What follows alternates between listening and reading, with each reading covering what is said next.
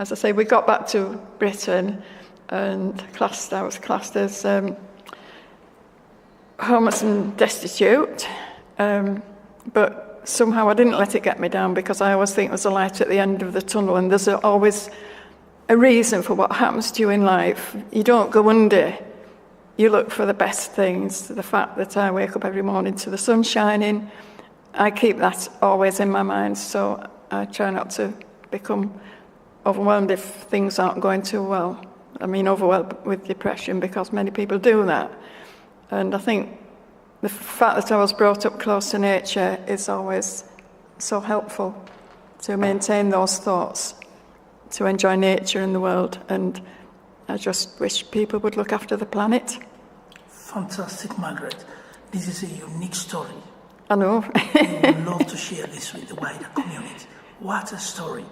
These challenges both from here in England and challenges from the Jamaican side of your daughter.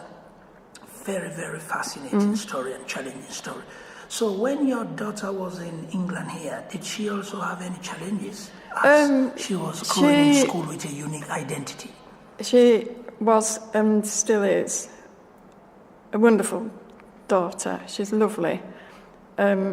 She works in the community now. When she was young, the last thing I wanted was her to have a chip on her shoulder and blame everything on the fact that she had a brown skin, because I'd seen this, heard it a lot. And I knew very well that sometimes things happen and you cannot blame the colour of your skin, it's just life. So I was pretty successful in that. Then I knew one day, but the day would come when she came from school with these little stories. She came home one day crying when she was quite young. She'd been at school quite a while, and somebody had been picking on her in the way you would expect. And I just told her to go back and tell them that her dad was from a country that's very hot, that if they have the usual situation, their mum probably likes to sit in the sun and get brown. Because he's in a country where the sun is shining very, very hot, much hotter than here, he has to be very brown, otherwise he would burn. And I also told her that she was my little sunshine girl. She said she didn't go and say that to them. Now, whether she did, I don't know, but she told me not that long ago, only a few weeks ago, that she did go and tell them that her dad was from a hot country. And she just let them get on with it. And believe it or not, although she is pretty dark, she can't hide the fact that she's half Jamaican because she looks the part. But all her friends are white English that she made at those first schools she went to. She's still in contact with them. As I say, she was born in 1972, so you can work out for yourselves how old she is. And she still meets up with them. Wow, it's a fascinating story. I believe another lady called Karen Okra, who is also working on a project which have similar ethics. Oh, I've had an Okra coming in on my phone. Yeah, she's a wonderful woman also you could talk to. She has a project called Identity. Right, I had an Okra twice coming onto my mobile phone, and I didn't know who that was, so I just said, I think you've got the wrong number. And then I've looked on my phone today, when I was ringing you, I was ringing here, and there's that same number in, and I thought, that's this Okra person. Okay, what does she want? Fantastic, because we will be working with her. We have spoke to her about our project.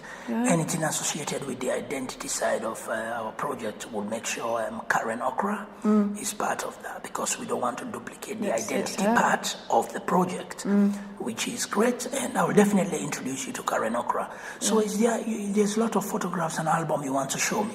Is this pertaining to Jamaica? Or? No, this is my family of the past. Wow. My parents, well, my dad in particular, because his background is quite fascinating. From an early age, I used to like to draw thatched cottages. And at that time, I knew the reason why, because Mum would give me information.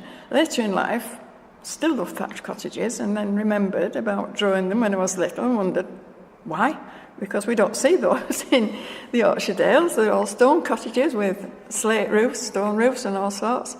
So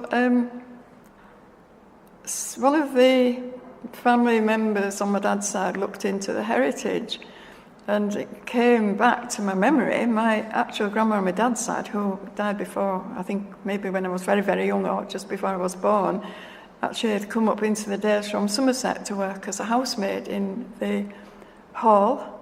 It's Hanlith Hall. They would have had an estate and rented out the farms to different people.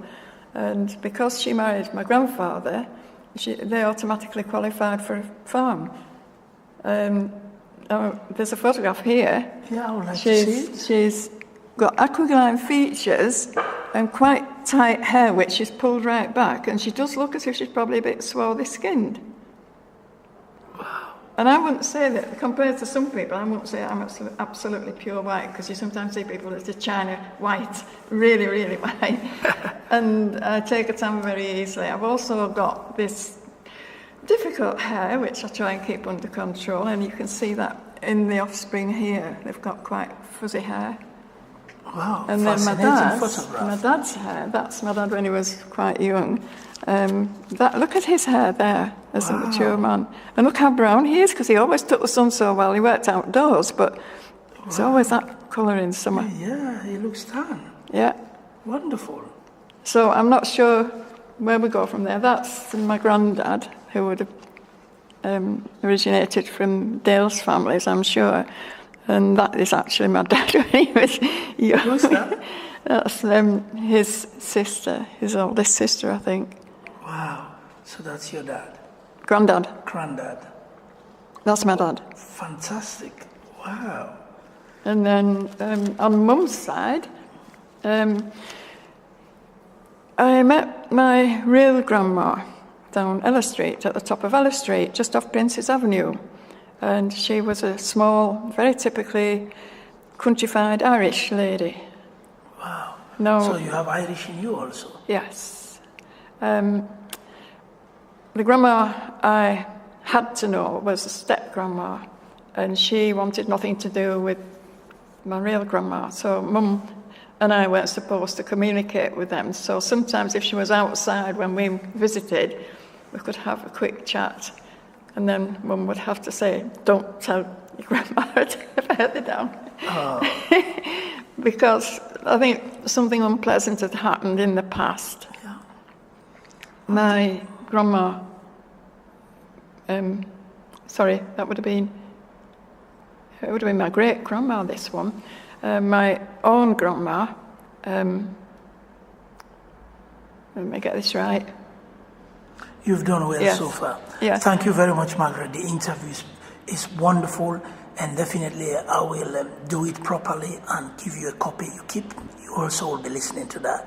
Right. You'll share it with friends and family members if you wish to. Thank you very much, Margaret. Thank you, Sidney.